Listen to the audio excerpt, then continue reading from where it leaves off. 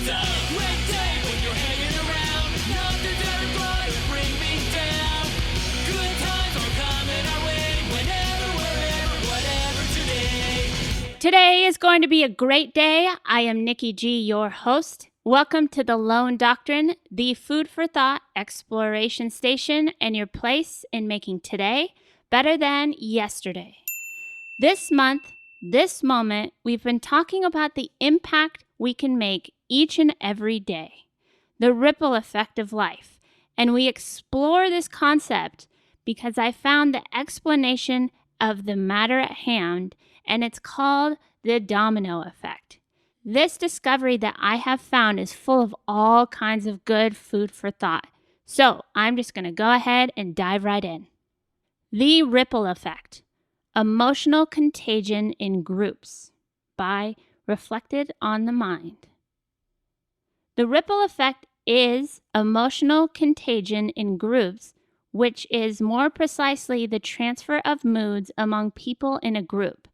This is an interesting phenomenon, and I'm sure many of you are familiar with it.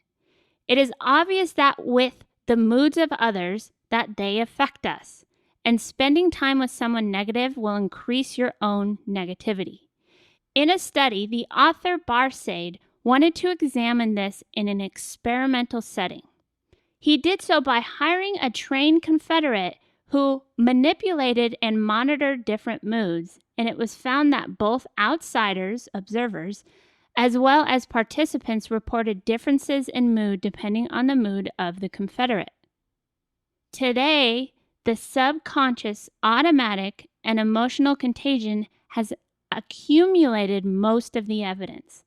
This kind of contagion occurs through nonverbal communication. In a way, it's as if it's imitating the current energy. Imitation is thought to be an innate human tendency, and infants who are only a few days old do in fact show that the tendency is to imitate.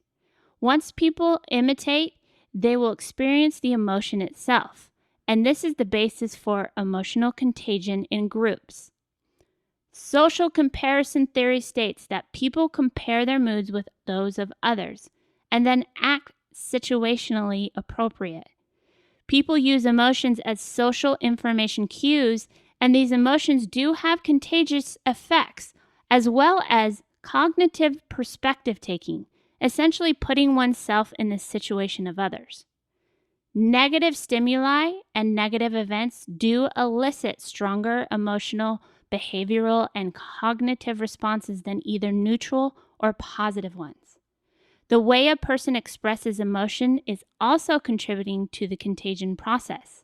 If the emotional expression is energetic, then the ripple effect is greater. Strong negative emotions will have a self-fulfilling prophecy effect due to the social feedback system. When someone is in a negative mood, then it is very likely that his negative emotions influence the mood of the group. Increased arousal and energetic emotional responses are tightly related.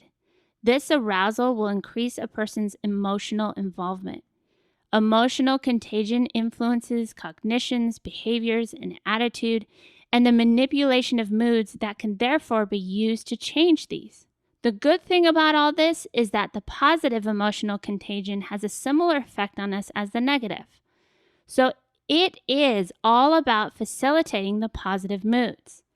A beneficial effect of facilitating positive moods is that positive moods are associated with increased cognitive effort, problem-solving strategies, and feeling of self-efficiency. Whoa, whoa, whoa. This is so true. I invite you to take a moment and think of a scenario, whether positive or negative, and think about how everyone around that person, even if the person was you, was affected. I've been on both sides of the fence. I've been in the best mood when I see someone having a great time or doing something they love, but I will fully admit that when I'm confronted with negativity, I have my limits. For the most part, I'm a level-headed, pretty chill individual. No, I'm not perfect, but I've been in the mix of negative people, and after some time, I find myself getting upset. defending my ground, metaphorically speaking, with all of my emotional might, and then stepping back and saying to myself, who are you? I've been in relationships that did not bring out the best self, and it was the ongoing nature of the negative outlook that my significant other had at that time. Not to say that they were to blame. It takes two to tango, but realizing once I removed myself from that toxic environment, life was very different. This concept of the ripple effect, or in this case, the domino effect, and the contagion positive and negative actions and attitudes and emotions can have, are creating an energy that is so important. So important that we stand back and make a choice towards the positive. As we explore further, I hope to hear your thoughts. This one in particular was very intriguing to me and was kind of my light bulb moment. If you have any takeaways, you can join us at the Lone Doctrine community on our Facebook page at Lone Doctrine, Instagram, or even Twitter. If you want to brainstorm together but don't feel comfortable sharing on social media, please feel free to send us a direct message.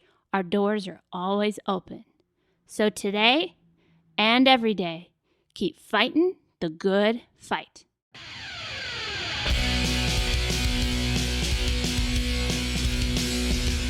It's a great day when you're hanging around. Nothing's ever gone